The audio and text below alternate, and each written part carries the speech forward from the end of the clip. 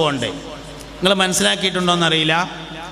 ഇബ്രാഹിം നബി അലൈഹി ഇസ്ലാമിൻ്റെ സമൂഹത്തെ മൊത്തത്തിൽ ഒന്നായി കാണുന്നതാണ് പുതിയ ആഗോള സുന്നിസം എന്ന് പറയുന്നത്. ഇബ്രാഹിം നബി അലൈഹി ഇസ്ലാമിൻ്റെ മക്കൾ എന്ന് പറയുന്ന ജൂതന്മാർ, ക്രിസ്ത്യാനികൾ, മുസ്ലിങ്ങൾ, അതിന് മില്ലത്ത്, ഉമ്മത്ത് തുടങ്ങിയ പേരുകൾ ഉപയോഗിക്കുന്നുണ്ട് ലോകവ്യാപകമായി. നമുക്ക് പേര് പറയാൻ മടിയുള്ള പല മുസ്ലിം രാഷ്ട്രങ്ങൾ വരെ ഈ സ്വാധീനത്തിലാണുള്ളത്.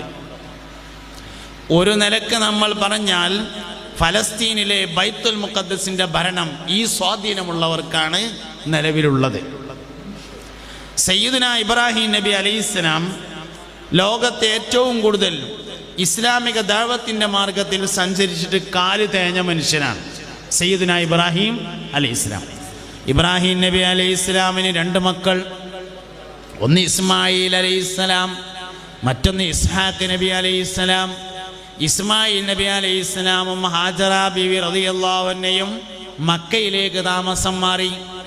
ഇസ്മായിൽ നബി അലൈഹിസ്സലാം മക്കയിൽ വന്ന് താമസമാക്കിയിരുന്ന കച്ചവടക്കാരിൽ നിന്ന് കല്യാണം കഴിച്ചു. അതിൽ മക്കളുണ്ടായി, മക്കൾക്ക് മക്കളുണ്ടായി, പേരക്കുട്ടികളുണ്ടായി, വലിയ കുടുംബമായി. അതാണ് മക്കയിൽ താമസിച്ചിരുന്ന അറബി കുടുംബം. ഇസ്ഹാഖ് നബി അലൈഹി ഇസ്ലാമിൻ്റെ മകനാണ് യാക്കൂബ് നബി അലൈഹി ഇസ്ലാം. യാക്കൂബ് നബി അലൈഹി ഇസ്ലാമിൻ്റെ ഓമന പേരായിരുന്നു ഇസ്രായേൽ. ബനു ഇസ്രായേൽ എന്ന് പറയുന്നത് സയ്യിദുനാ യാക്കൂബ് നബി അലൈഹി ഇസ്ലാമിൻ്റെ മക്കളാണ്. ലോകത്ത് വന്ന 99% അമ്പിയാക്കളും യാക്കൂബ് നബി അലൈഹി ഇസ്ലാമിൻ്റെ സന്താന പരമ്പരയിലാണ് വന്നത്. ഇസ്മായിൽ അലൈഹി ഇസ്ലാമിൻ്റെ സന്താന പരമ്പരയിൽ ഒരു നബി മാത്രമാണ് വന്നിട്ടുള്ളത്. അത് അഷ്റഫുൽ ഖൽഖായ നമ്മുടെ നബി മുഹമ്മദ് മുസ്തഫ സല്ലല്ലാഹു അലൈഹി വസല്ലമയാണ്. ഈ ബനു ഇസ്രായേലിൽ ഒരുപാട് നബിമാർ വന്നു. മൂസ നബി അലൈഹി ഇസ്ലാം വന്നു, ഈസ നബി അലൈഹി ഇസ്ലാം വന്നു. അവരുടെ എല്ലാവരുടെയും അനുയായികളാണ് വേദത്തിൻ്റെ ആളുകൾ എന്ന പേരിൽ അറിയപ്പെടുന്നത്. മൂസ നബിയുടെ അനുയായികൾ, ഈസാ നബി അലൈഹി ഇസ്ലാമിൻ്റെ അനുയായികൾ, മുഹമ്മദ് നബി സല്ലല്ലാഹു അലൈഹി വസല്ലമയുടെ അനുയായികൾ. ഇതിനെയാണ് ഇന്ന് ആഗോളതലത്തിൽ മില്ലത്തു ഇബ്രാഹിം എന്നും ഉമ്മത്തു ഇബ്രാഹിം എന്നും പറയുന്നത്. ഇന്ന ഇബ്രാഹിമ കാന ഉമ്മത്തൻ വാഹിദ. ലോകത്ത് വലിയൊരു സ്വാധീനം നേടിയിട്ടുള്ള ഒരു ചിന്താശാഖയാണ് യഥാർത്ഥത്തിൽ ഈ മില്ലത്തു ഇബ്രാഹിം, ഉമ്മത്ത് ഇബ്രാഹിം തുടങ്ങിയ കാഴ്ചപ്പാട്. ഇവിടെ നമ്മൾ മനസ്സിലാക്കേണ്ട കുറേ കാര്യങ്ങളുണ്ട്. ഇന്നത്തെ ഇസ്രായേൽ എന്ന് പറയുന്നത് യാക്കൂബ് നബിയുടെ മക്കളല്ല. ഇന്നത്തെ ഇസ്രായേൽ എന്ന് പറയുന്നത് ലോകത്തിൻ്റെ വിവിധ ഭാഗങ്ങളിൽ നിന്ന് ജൂതന്മാർ ഇസ്രായേലിലേക്ക് താമസം മാറിയതാണ്. ബനു ഇസ്രായേൽ എന്ന് പറയുന്ന യാക്കൂബ് നബിയുടെ മക്കൾ അറബികൾ തന്നെയാണ്. ഇസ്മായിൽ അലൈഹി ഇസ്ലാമിൻ്റെ മക്കളും അറബികൾ തന്നെയാണ്. ഇസ്ഹാഖ് നബി അലൈഹി ഇസ്ലാമിൻ്റെ മകനായ യാക്കൂബ് നബി അലൈഹി ഇസ്ലാമിൻ്റെ സന്താന പരമ്പരയും അറബികൾ തന്നെയാണ്. അത് രണ്ടും അറബികളാണ്. ഒരിക്കലും ഇന്നത്തെ ഇസ്രായേലർ അല്ലാതെ. ഇന്നത്തെ ഇസ്രായേലർ എന്ന് പറയുന്നത് ലോകത്തിൻ്റെ വിവിധ ഭാഗങ്ങളിൽ നിന്ന് ജൂതന്മാർ ഇസ്രായേലിലേക്ക് കുടിയേറി താമസിച്ചു. ഇന്നത്തെ ക്രിസ്ത്യാനികൾ എന്ന് പറയുന്നത് ഈസ നബി അലൈഹി ഇസ്ലാമിൻ്റെ അനുയായികൾ എന്ന് പറയുന്ന നമ്മൾ പറയുന്ന ഈസാ നബിയുടെ അനുയായികളല്ല. അവർ ഈസാ നബിയുടെ അനുയായികളാണ്, പക്ഷെ നമ്മൾ പറഞ്ഞ ഈസാ നബിയുടെ അനുയായികളല്ല. നമ്മൾ പറയുന്ന അഹ്ലു കിതാബ് എന്ന ഈസാ നബി അലൈഹി ഇസ്ലാമിൻ്റെ അനുയായികൾ അറബികൾ തന്നെയാണ് അവർ. ഇന്നത്തെ ക്രിസ്ത്യാനികൾ എന്ന് പറയുന്നത് ജൂതന്മാർ 2 വിഭാഗമാണ്. ഒന്ന് അടിസ്ഥാനപരമായി പാരമ്പര്യ ജൂതന്മാരും, 2 ജൂതമതത്തിലേക്ക് കൺവെർട്ട് ചെയ്തവരും. ജൂതമതത്തിലേക്ക് കൺവെർട്ട് ചെയ്തവരെയാണ് ഇന്ന് യഥാർത്ഥത്തിൽ ക്രിസ്ത്യാനികൾ എന്ന് പറയുന്നത്. ഡിസംബർ 25 എന്നത് ഈസാ നബി അലൈഹി ഇസ്ലാമിൻ്റെ ജന്മദിനം അല്ല. ഡിസംബർ 25 എന്നത് യൂറോപ്പിൽ പഴയകാലത്ത് ജീവിച്ചിരുന്ന ഒരു രാജാവിൻ്റെ ജന്മദിനം വലിയ ഒരു ആനിവേഴ്സറിയായി, വാർഷികാഘോഷമായി കൊണ്ടാടൽ പതിവുണ്ടായിരുന്നു. അതിലേക്ക് ഈസാ നബി അലൈഹി ഇസ്ലാമിൻ്റെ ജന്മദിനം കൂടി കൂട്ടിച്ചേർത്തതാണ്. റബീഉൽ അവ്വൽ 12 മുഹമ്മദ് നബി സല്ലല്ലാഹു അലൈഹി വസല്ലമയുടെ ജന്മദിനമാണ്. അന്ന് മൈക്കക്കാരന് ഒഴിവില്ലാത്തതുകൊണ്ട് ഒരു കൊല്ലം എന്താക്കി, നമുക്ക് കൊല്ലം 15-നാക്കാന്ന് തീരുമാനിച്ച് പിന്നെ എല്ലാ കൊല്ലം 15 നടത്തിയ അങ്ങനെ ഉണ്ടാവും. അങ്ങനെ നടത്തിയതാണ്. പൂർവകാലത്ത് ജീവിച്ച് മരണപ്പെട്ടു പോയ യൂറോപ്യനായ ഒരു രാജാവിൻ്റെ ജന്മദിനാഘോഷത്തിലേക്ക് ഈസാ നബി അലൈഹി ഇസ്ലാമിൻ്റെ ആണ്ടും കൂടിയും ചേർത്തുങ്ങാണ്ട് ഒന്നിച്ചാഘോഷിച്ചതാണ് ഡിസംബർ 25 എന്ന് പറയുന്നത്.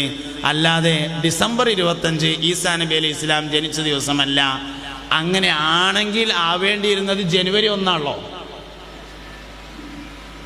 കാരണം ക്രിസ്തു വർഷത്തിലെ 1-ാം മാസം ജനുവരിയാണ്.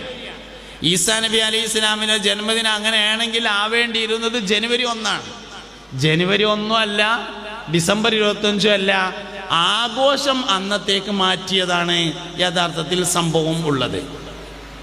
അപ്പോൾ ഞാനിതൊക്കെ പറഞ്ഞത് എന്തുകൊണ്ടാ വെച്ചാൽ, ഇന്നത്തെ ഇസ്രായേലർ എന്ന് പറയുന്നതല്ല നമ്മൾ പറയുന്ന അഹ്ലു കിതാബ് യാക്കൂബ് നബി അലൈഹി ഇസ്ലാമിൻ്റെ സന്താനങ്ങൾ എന്ന് പറയുന്നത്. എന്നാൽ പുതിയ ഒരു വിശാല കാഴ്ചപ്പാട് വന്നുകൊണ്ടിരിക്കുന്നുണ്ട്. ഇബ്രാഹിം നബി അലൈഹി ഇസ്ലാമിൻ്റെ മക്കളായ തൗറാത്തിൽ വിശ്വസിക്കുന്നവരും ഇഞ്ചീലിൽ വിശ്വസിക്കുന്നവരും ഖുർആനിൽ വിശ്വസിക്കുന്നവരും ഒന്നിച്ച് നീങ്ങണം എന്ന്. ഈ ഒന്നിച്ച് നീങ്ങണമെന്ന അഭിപ്രായക്കാരെയാണ് ഇന്ന് ആഗോള സുന്നികൾ എന്ന് വിളിക്കുന്നത്. ഇത് അല്ലാത്തവരെ 2 പേരിൽ വിളിക്കുന്നുണ്ട്. ഒന്ന് ഷിയാക്കൾ എന്ന പേരിൽ വിളിക്കുന്നു, മറ്റൊന്ന് സൂഫികൾ എന്ന പേരിൽ വിളിക്കുന്നു. അപ്പം നമ്മളൊക്കെ ഇപ്പോൾ പെടുത്തിയിട്ടുള്ളത് ഈ പറയപ്പെട്ട സൂഫികൾ എന്നതിലാണ്. യഥാർത്ഥത്തിൽ ആ പറഞ്ഞ സൂഫി അല്ലട്ടെ നമ്മൾ. ആ സൂഫിസം എന്ന് പറയുന്നത് ഷിയായിസത്തിൻ്റെ ബൈ പ്രോഡക്റ്റായുള്ള സൂഫിസമാണ്. നമ്മൾ പറയുന്ന മുൻകഴിഞ്ഞു പോയ സൂഫിയാക്കളായ മഹാന്മാർ എന്ന് പറയുന്ന ആ സാധനം അല്ലത്. നമ്മളാരാ? നമ്മൾ കർമ്മശാസ്ത്രപരമായി ബഹുമാനപ്പെട്ട സയ്യിദുന ഇമാമുന ഷാഫഈ റളിയല്ലാഹു അൻഹുവിൻ്റെ വീക്ഷണങ്ങളെയും വിശ്വാസപരമായി ബഹുമാനപ്പെട്ട സയ്യിദുന അബുൽ ഹസനുൽ അശ്അരി റളിയല്ലാഹു അൻഹുവിൻ്റെ വീക്ഷണങ്ങളെയും കൊണ്ട് നടക്കുന്ന ആളുകൾ ഷാഫിയാക്കളും അശ്അരിയാക്കളും ആയവരാണ് യഥാർത്ഥത്തിൽ നമ്മൾ സുന്നികൾ എന്ന് പറയുന്നത്. ആഗോള സുന്നികൾ എന്ന് പറയുന്നത് വേറെയാണ്, നമ്മൾ വേറെയാണ്. ഈ തിരിച്ചറിവിനെ എല്ലാവർക്കും ഉണ്ടാവേണ്ടതുണ്ട്. സാന്ദർഭികമായി സൂചിപ്പിച്ചതാണ്. നമുക്ക് നമ്മുടേതായ ചില അസ്ലുകൾ, നമുക്ക് നമ്മുടേതായ ചില അടിസ്ഥാനങ്ങളുണ്ട്. അപ്പം ഞാൻ പറഞ്ഞുകൊണ്ടിരിക്കുന്നത് ഒന്ന് വിശ്വാസം, രണ്ടാമത്തേത് ആദർശമാണ്. അഹ്ലുസുന്നത്തി വൽ ജമാഅ എന്നതാണ് നമ്മുടെ ആദർശം. മൂന്നാമത്തേത് ആശയമാണ്. നമ്മുടെ ആശയം എന്ന് പറയുന്നത് സമസ്ത കേരള ജംഇയ്യത്തുൽ ഉലമ എന്നതാണ് ആശയം. എന്താ സമസ്ത കേരള ജംഇയ്യത്തുൽ ഉലമ എന്ന് പറഞ്ഞത് ആശയമായത്? സമസ്ത എന്ന് പറയുന്നത് 40 തലയെടുപ്പുള്ള ആളുകളുടെ ഒരു കൂട്ടായ്മയാണ്, ആലിമീങ്ങളുടെ കൂട്ടായ്മയാണ്. ഈ 40 ആളുകൾ പറയുന്ന തീരുമാനങ്ങളെ അംഗീകരിക്കുന്നവർക്ക് പറയുന്ന പേരാണ് സമസ്തക്കാർ. അല്ലാതെ അത് മെമ്പർഷിപ്പ് എടുക്കലല്ല. SYSന് മെമ്പർഷിപ്പ് ഉണ്ട്, SKSന് മെമ്പർഷിപ്പ് ഉണ്ട്, SMFന് മെമ്പർഷിപ്പ് ഉണ്ട്, സുന്നി ബാലവേദിക്ക് മെമ്പർഷിപ്പ് ഉണ്ട്, അതേപോലെ ജംഇയ്യത്തുൽ മുഅല്ലിമീന് മെമ്പർഷിപ്പ് ഉണ്ട്. സമസ്തൻ്റെ മെമ്പർഷിപ്പ് പറഞ്ഞിട്ട് 100 രൂപയ്ക്ക് കൊടുക്കലില്ല. പിന്നെന്താ? സമസ്തൻ്റെ മെമ്പർമാർ എന്ന് പറഞ്ഞാൽ സമസ്തക്കാർ എന്ന് പറയുന്നൊരു വിഭാഗമാണ്. സമസ്തക്കാർ എന്ന് പറയുന്നത് സമസ്ത കേരള ജംഇയ്യത്തുൽ ഉലമയുടെ 40 മുഷാവറ അംഗങ്ങൾ കൂടിക്കൊണ്ട് ഒരു തീരുമാനമെടുത്താൽ, തീരുമാനം വരുന്നത് വരെ നമുക്ക് നമ്മളെ അഭിപ്രായമൊക്കെ പറയാം. അങ്ങനെ വേണ്ടത്, ഇങ്ങനെ വേണ്ടത് എന്നൊക്കെ പറയാം. അതിന് കുഴപ്പമൊന്നുമില്ല. തീരുമാനം കണ്ട് വന്നാൽ എന്നെയാണ് എൻ്റെ തീരുമാനം എന്ന് പറയുന്നവർക്കാണ് സമസ്തക്കാരെന്ന് പറയുന്നത്. ഇതാണ് നമ്മുടെ ആശയം. ഇനി നാലാമത്തതാണ് പ്രവർത്തനം. ഈ വിശ്വാസത്തിലും ഈ ആദർശത്തിലും ഈ ആശയത്തിലും ഊന്നിയുള്ള പ്രവർത്തനമായിരിക്കണം നമ്മുടേത്. അതിനൊരുപാട് അസ്ലുകളുണ്ട്, ഒരുപാട് അസ്ലുണ്ട്. ഇപ്പം ഞാൻ പറഞ്ഞുതരാം. നമ്മളിവിടെ മജ്‌ലിസ് നൂർ നടത്തിയല്ലോ. നമ്മളിവിടെ മജ്ലിസ് നൂർ നടത്തി പല സ്ഥലത്തും മജ്ലിസ് നൂർ നടക്കലുണ്ട്, ഞാൻ പലയിടത്തും പോകലുണ്ട്. മജ്ലിസ് നൂറിന് ചെന്നാൽ ദ്വാരക്കാനുള്ള ലീസ്റ്റ് ഉണ്ടാവും, കുറേ ലീസ്റ്റ് ഉണ്ടാവും. കാൽമുട്ട് വേദന മാറാൻ വേണ്ടി 100 രൂപ, കാലിൻ്റെ തള്ളാൻ വിരലിൻ്റെ നഖം പോകുന്നത് ശരിയാകാൻ വേണ്ടി 313 റുപ്യ, വിദേശത്തുള്ള ഭർത്താവിന് ജോലി ശരിയാക്കാൻ വേണ്ടി 1100 റുപ്യ, മുറാദ് ഹാസിലാക്കാൻ വേണ്ടിയിട്ട് 501 റുപ്യ. ഹൈദർലി ഷാബ് തങ്ങൾ പാപ്പ പറഞ്ഞിട്ടുള്ള നമ്മൾ മജ്ലിസ് നൂറിയല്ലേ. ഹൈദർലി ഷാബ് തങ്ങൾ പാപ്പ മജ്ലിസ് നൂറി എല്ലാം പറഞ്ഞത് കാലിൻ്റെ വെച്ചുത്തി പോകുന്ന തള്ളാൻ വിരൽ നേരാവാനായിരുന്നു. പിന്നെന്തിനാ? ദാഹം മൗത്തത് കൂട്ടിടും, ഇബ്ലീസ് കൂസിനെ കാട്ടിടും, നേരം ലൈനവനാട്ടുവാൻ ബദരീങ്ങളാൽ തുണ റബ്ബനാ ലാ ഇലാഹ ഇല്ലല്ലാഹു ലാ ഇലാഹ ഇല്ലല്ലാഹു മുഹമ്മദുർ റസൂലുള്ളാഹ്. എന്നാ കാൽമുട്ട് വേദന മാറൂലേ? മാറും, പക്ഷെ അത് അതിനുള്ളതല്ല. ഗൾഫിലുള്ള ഭർത്താവിൻ്റെ ജോലി ശരിയാവൂലേ? ശരിയാകും, പക്ഷെ അത് സാധനം അതിനുള്ളതല്ല. സാധനം എന്തിനുള്ളതാ? മൗത്തിൻ്റെ നേരത്ത് ഇങ്ങനെ കട്ടിലും അങ്ങനെ നീണ്ടു നീർന്ന് നടക്കുമ്പോൾ ബദിരീങ്ങൾ ഇങ്ങനെ വട്ടത്തിൽ നിൽക്കണം. 313 ആള് മരിക്കണ നമ്മൾ മാത്രമേ കാണുള്ളൂ, വേറെ ആരും കാണൂല. ഇതാണ് അഹ്ലുസുന്നത്തി വൽ ജമാഅയുടെ അസ്ലി പറഞ്ഞത്. ഇതാണ് ആദർശം. ഇത് ചില പ്രത്യേകമായ രീതികളും ആദർശങ്ങളാണ്. ഇത് നമ്മക്കേ മനസ്സിലാവുള്ളൂ, അല്ലാത്തവർക്ക് മനസ്സിലാവില്ല. എന്താ കാട്ട? മനുഷ്യൻ്റെ ശരീരത്തിൽ നിന്ന് ആദ്യമായി യാത്ര പറയുന്നത് അവൻ്റെ 2 കണ്ണുകളായിരിക്കും. ദുനിയാവിലേക്ക് അവസാനമായി തുറക്കുന്നതും 2 കണ്ണാണ്. ദുനിയാവിൽ നിന്ന് ആദ്യമായി യാത്ര പറഞ്ഞ് പിരിയുന്നതും 2 കണ്ണാണ്. നോട്ടമാണ് ആദ്യം അവസാനിപ്പിക്കുക. ദുനിയാവിലേക്ക് അവസാനമായി തുറക്കുന്നതും കണ്ണായിരിക്കും. ചെറിയ കുട്ടികൾ മനുഷ്യന്മാരെ നോക്കൂലല്ലോ. ചെറിയ കുട്ടികൾ മനുഷ്യന്മാരെ നോക്കൂല, ലൈറ്റ് കണ്ടാൽ നോക്കും. പിന്നെ മൂലയന്മാരെ കണ്ടാലും നോക്കും. അസൂയുണ്ടൊന്നും കാര്യമില്ല. എല്ലാവരും വാപ്പാരോ ഓതാൻ പറഞ്ഞയച്ചിട്ടുണ്ടാവും. കുറച്ചാലൊക്കെ നിൽക്കാതെ പോകുന്നതല്ലേ, ഞാൻ ഉത്തരവാദിയാ. കുറച്ചാലൊക്കെ പോയി, എല്ലാവരും മിക്കവാറും ആൾക്കാരൊക്കെ പോയിട്ടുണ്ടാവും. നിൽക്കാം മൂലയരായതുകൊണ്ടല്ല കേട്ടാ. കുട്ടികളെ മൂലയന്മാരെ നോക്കണതിൻ്റെ കാരണം വെള്ളത്തിനും വെള്ളക്കുപ്പായ ഉണ്ടായിട്ടാണ്, അല്ലാതൊന്നല്ല. മലക്കുകളുടെ ലോകവുമായി അവർക്കുള്ള ബന്ധമാണത്. പിന്നെ കുറേ ദിവസങ്ങൾ കഴിഞ്ഞിട്ടാണ് ഒരു കുട്ടി ആദ്യം ഉമ്മാനെ നോക്കും, പിന്നെ വാപ്പാനെ നോക്കും, അങ്ങനെ നോട്ടം തുടങ്ങുന്നത്. ഇതുപോലെ ദുനിയാവിൽ നിന്ന് യാത്ര പറഞ്ഞു പിരിയുമ്പോൾ ആദ്യം നോട്ടം അവസാനിക്കും, കണ്ണിൻ്റെ ചലനം അവസാനിക്കും. നമുക്ക് തോന്നും വാപ്പ നമ്മളെ നോക്കണതെന്ന്, പക്ഷെ നോക്കുന്നുണ്ടാവില്ല. പിന്നെ അവർ ആരെയാണ് കാണുന്നതെന്ന് നമ്മളറിയില്ല. ജീവിതത്തിൽ ഏറ്റവും ഇഷ്ടപ്പെടുന്നത് ആരെയാണോ അവരെ കാണും. ജീവിതത്തിൽ ഏറ്റവും ഇഷ്ടപ്പെട്ടത് ആരെയാണോ അവരെയാണ് മരിക്കുമ്പോൾ കാണുക. അപ്പം നമ്മൾ കട്ടിലും ഇങ്ങനെ നീണ്ടു തീർന്ന് ഇങ്ങനെ കിടക്കുമ്പോൾ ബദരീങ്ങളോട് വലിയ ഇഷ്ടമായതിനാൽ ഓലും 313 ആൾക്കാർ വട്ടത്തിൽ ഇങ്ങനെ നിൽക്കണം. ഈ ബദരീങ്ങൾ എന്ന് പറഞ്ഞതിനൊരു പ്രത്യേകത ഉണ്ട്. എന്താ വെച്ചാൽ ബദർ യുദ്ധം കഴിഞ്ഞിട്ട് 1500 കൊല്ലായി. അതാർക്കെന്നറിയോ? ഞമ്മക്കാണ്. അതായത് ശുഹദാക്കൾ അള്ളാഹുവിൻ്റെ അടുക്കൽ ഭക്ഷണം കഴിച്ചുകൊണ്ട് ജീവിച്ചിരിക്കുന്നു എന്നാളുള്ളത്. അള്ളാഹുവിൻ്റെ അടുക്കൽ ജീവിക്കുക എന്ന് പറഞ്ഞാൽ ദുനിയാവിലെ 1000 വർഷമാണ് അള്ളാഹുവിൻ്റെ അടുക്കൽ ഒരു ദിവസം. അപ്പോൾ ബദർ യുദ്ധം കഴിഞ്ഞിട്ട് ഞമ്മക്ക് 1500 കൊല്ലായി എന്ന് പറഞ്ഞാൽ ബദരീങ്ങൾക്ക് 1.5 ദിവസമായി എന്നാണ് അതിൻ്റെ അർത്ഥം. അതാണ് ഈ ശുഹദാക്കന്മാർക്ക് ബാക്കി ആർക്കും ഇല്ലാത്തതിൻ്റെ പ്രത്യേകത ഉണ്ടായത്. അതുകൊണ്ടാണ് അവർക്ക് 1.5 ദിവസമാണ് ആയത്. ഓല അബൂജാലിനെ വെട്ടിയതിൻ്റെ ഇതൊക്കെ ഇങ്ങനെ പറഞ്ഞിട്ട് ഇങ്ങനെ ഇരിക്കുന്ന സമയമാണ്. നന്നായിട്ടൊരു വിസ്തരിച്ചൊരു ചായയൊക്കെ കുടിച്ച് കാലൊക്കെ നീട്ടിയിട്ട് ഇങ്ങനെ ഇരുന്ന് ഒരു വെട്ടുണ്ടാണ്ട് വെട്ടിയിട്ട് എന്നൊക്കെ ഇങ്ങനെ പറഞ്ഞുകൊണ്ട് ഇങ്ങനെ ഇരിക്കണേ 1.5 ദിവസമാണ്. ഓലിങ്ങനെയാണ് വന്നിട്ട് കട്ടിലിൻ്റെ ചുറ്റും ഇങ്ങനെയാണ് നിൽക്കണം. ഇതാണപ്പോൾ അതുകൊണ്ടുള്ള ഉദ്ദേശം എന്ന് പറഞ്ഞത്. ഇതെല്ലാം അഹ്ലുസുന്നത്തി വൽ ജമാഅയുടെ പ്രത്യേകമായ ആദർശമാണ്, ആശയമാണ്. ഈ ആദർശത്തെ നിലനിർത്തുന്നതിന് വേണ്ടി പ്രവർത്തിക്കുന്നതാണ് ആശയം. ഏത് പ്രവർത്തനങ്ങൾ പരിശോധിച്ചാലും അതൊരു ആശയത്തിൻ്റെ അടിസ്ഥാനത്തിലായിരിക്കും. ഈ പരിപാടി എന്താ? ഇതൊരു ആശയത്തിൻ്റെ അടിസ്ഥാനത്തിലുള്ള പരിപാടിയാണ്. പിരാന്തൻ്റെ പ്രവർത്തനം വരെ എടുത്താൽ അതും ചില പ്രത്യേകമായ ആശയങ്ങളുടെ അടിസ്ഥാനത്തിലുള്ളതാണ്.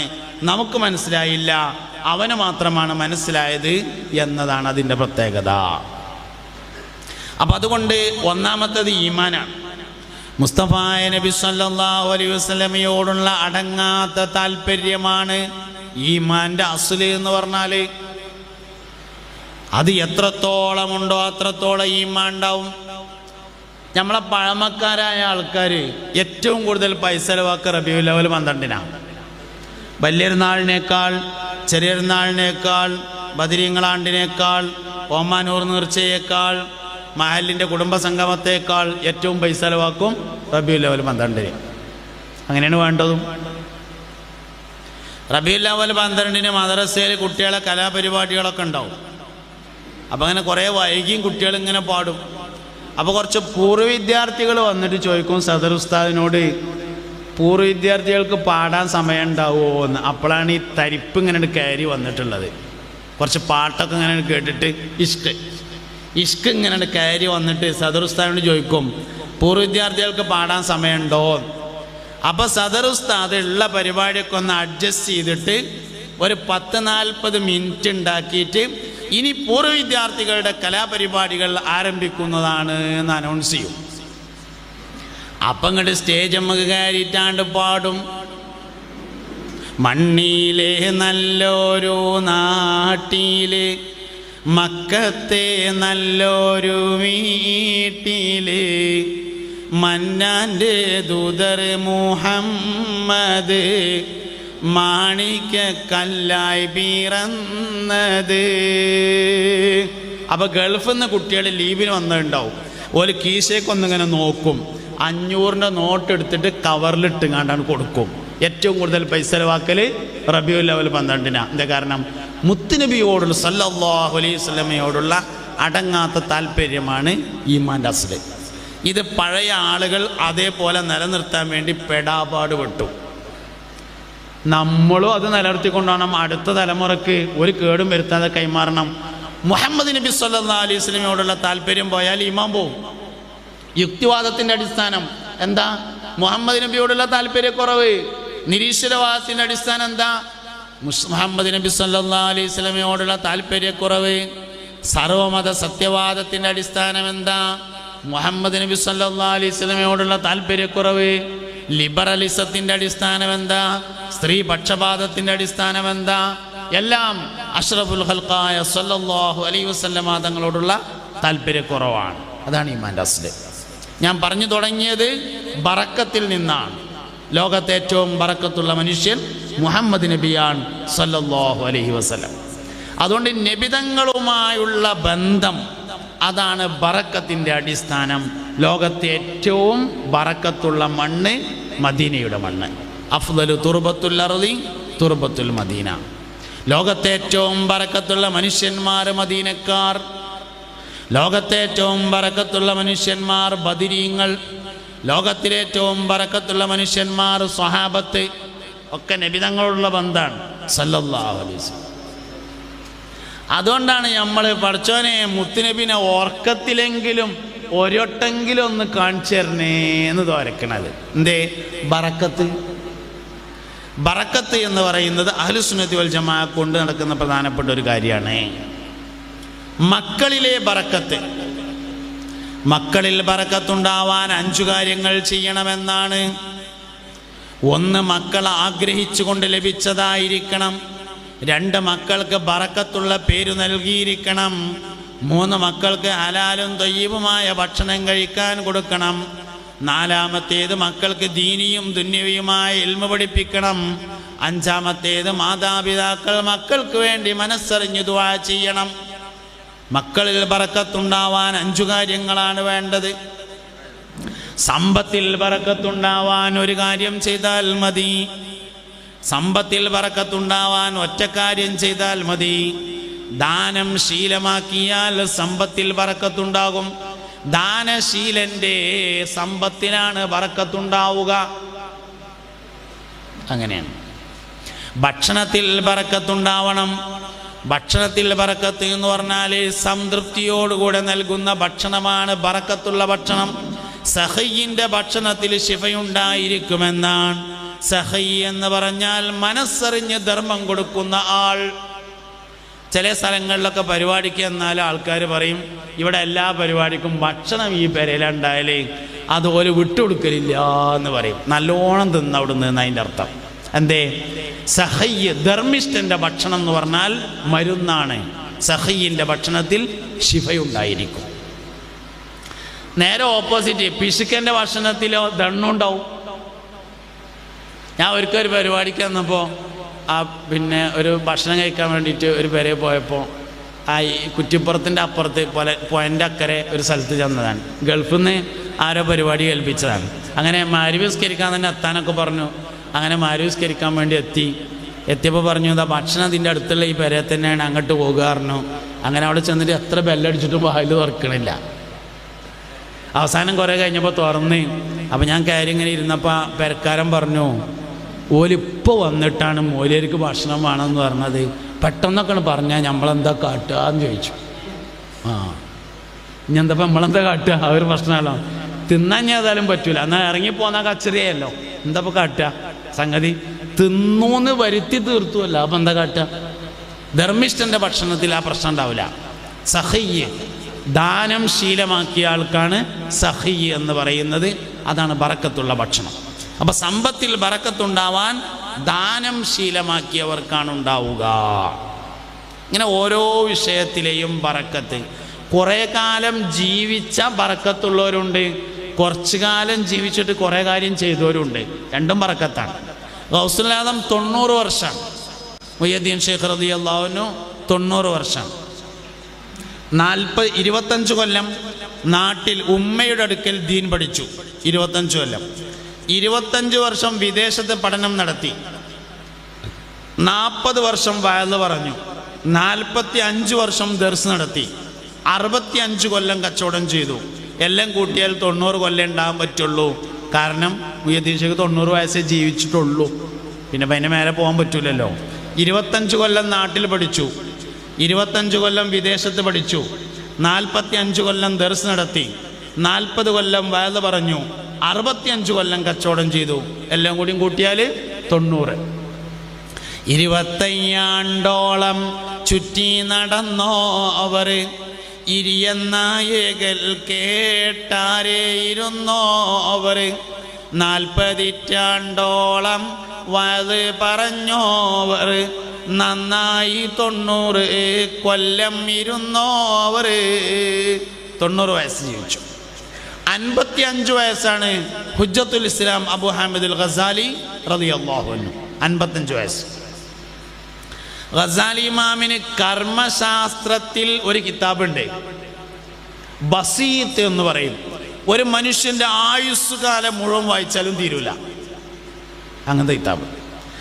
അതിനെ ഗസാലി ഇമാം റളിയല്ലാഹു അൻഹു തന്നെ ഒന്ന് ചുരുക്കി എഴുതിയിട്ടുണ്ട്.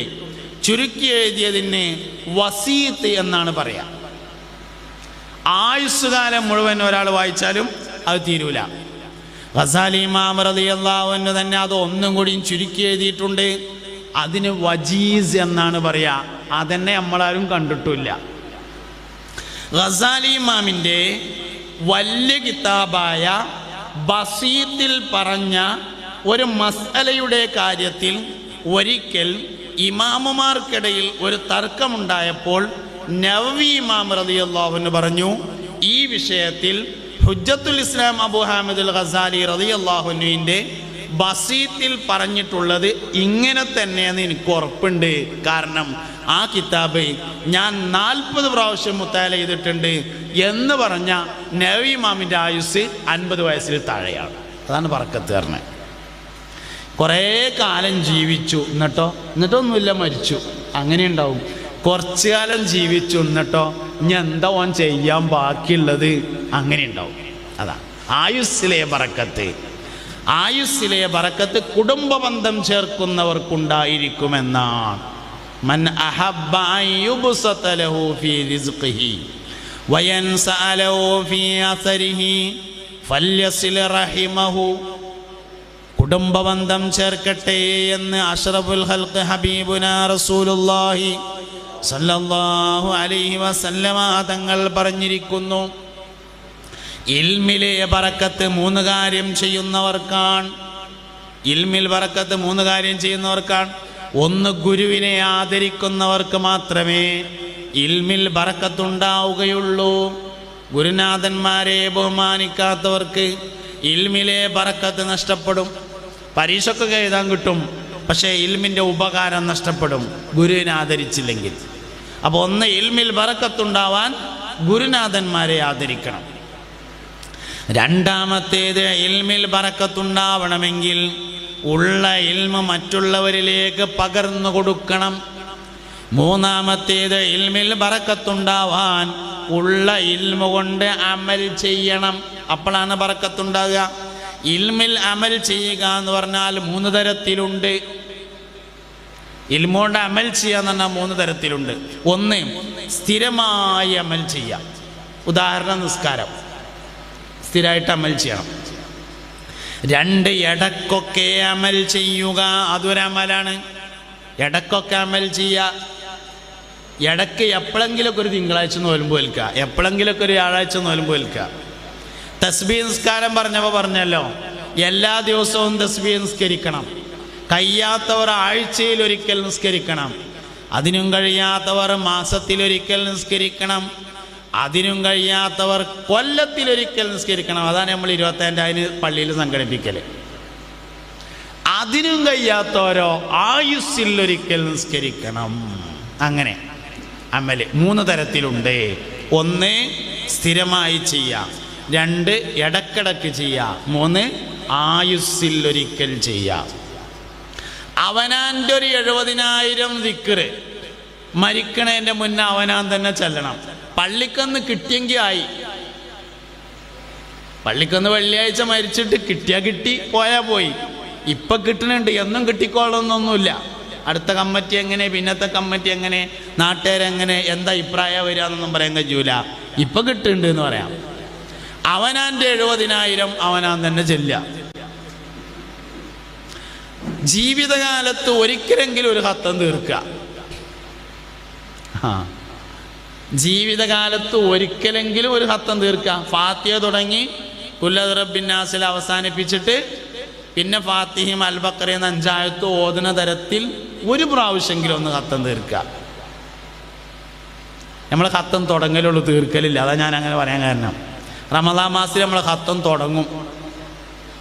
റമദാൻ 1-ന്റെ അന്ന് ദുഹുർക്ക് നേരത്തെ തന്നെ വന്നിട്ട് നിസ്കാരം കഴിഞ്ഞിട്ട് മരത്തിൻ്റെ പലക ഇങ്ങനെ വെച്ചിട്ട് അതിമൊരു മുസാഫൊക്കെ എടുത്ത് വെച്ചിട്ട് അലിഫ് ലാം മീം ദാലിക്കൽ കിതാബു ലാ റൈബ ഫീഹി ഹുദൽ ലിൽ മുത്തഖീൻ അല്ലദീന യുമിനൂന ബിൽ ഗൈബി വയുഖീമൂന അസ്സലാത്ത വമിമ്മാ റസഖ്നാഹും യുൻഫിഖൂൻ. ഒരു 2 പേജാവുമ്പോഴേക്കും ഫോണിൽ അത്യാവശ്യം അല്ലാഹ് ഇന്നാ ലില്ലാഹി വ ഇന്നാ ഇലൈഹി റാജിഊൻ അന്നണ്ട് പോയാൽ പിന്നെ 25 അതിനോട് വരും. തീരുവില്ല, തുടങ്ങലേ ഉള്ളൂ. ഒരു ആയുസ്സിന് ഒരു ഖത്തെങ്കിലും നമ്മൾ തലക്കന്ന് തുടങ്ങിയിട്ട് അവസാനിക്കുന്നത് വരെ ഒന്ന് ഓതി തീർക്കണ്ടേ? ഒന്നെങ്കിലും ഈ റമദാനിക്കെങ്കിലും. റമദാൻ വരുന്നുണ്ട്, റമദാൻ ശരീഫ് ഒരുങ്ങിക്കോളി. അങ്ങനെ എല്ലാം ഒരു കുറച്ച് ഫാത്തിഹെങ്കിലും നമ്മളതായിട്ട് നമ്മൾ ഓതുക. ആയുസ്സിലൊരിക്കലെങ്കിലും ഒരു തിങ്കളാഴ്ച നോലുമ്പ് വെൽക്കുക. ആയുസ്സിലൊരിക്കലെങ്കിലും ഒരു വെള്ളിയാഴ്ച നോലുമ്പ് വെൽക്കുക. ആയുസ്സിലൊരിക്കലെങ്കിലും ഒരു ബറാത്തിൻ്റെ നോൽമ്പ് വെൽക്കുക. ആയുസ്സിലൊരിക്കലെങ്കിലും ഷവ്വാലിൽ ഒരു 6 നോൽമ്പ് വെൽക്കുക. ബറാത്തൊക്കെ പിന്നെ നോൽക്കും ചിലപ്പോൾ. 6 നോൽമ്പിൻ്റെ കാര്യത്തിലൊക്കെ വലിയ പ്രയാസക്കാരം. ആയുസ്സിലൊരിക്കലെങ്കിലും ഒരു 6 നോൽമ്പ്, അങ്ങനെ ഞാൻ പറയണേ. അങ്ങനെ ഇതൊരമൽ ചെയ്യലാണ്. ഇൽമിൽ ബറക്കത്തുണ്ടാവണമെങ്കിൽ ഒന്ന് ഗുരുവിനെ ആദരിക്കണം. രണ്ടാമത്തേത് ഉള്ള ഇൽമ മറ്റുള്ളവരിലേക്ക് പകർന്നു കൊടുക്കണം. മൂന്നാമത്തേത് ഉള്ള ഇൽമ കൊണ്ട് അമൽ ചെയ്യണം. അപ്പോഴാണ് ഇൽമിൽ ബറക്കത്തുണ്ടാവുക. ബറക്കത്തുള്ള മനുഷ്യന്മാരെ നമ്മളെപ്പോഴും പരിഗണിക്കണം. ലോകത്ത് ബറക്കത്തുള്ള ഒരുപാട് മനുഷ്യന്മാർ കഴിഞ്ഞു പോയിട്ടുണ്ട്.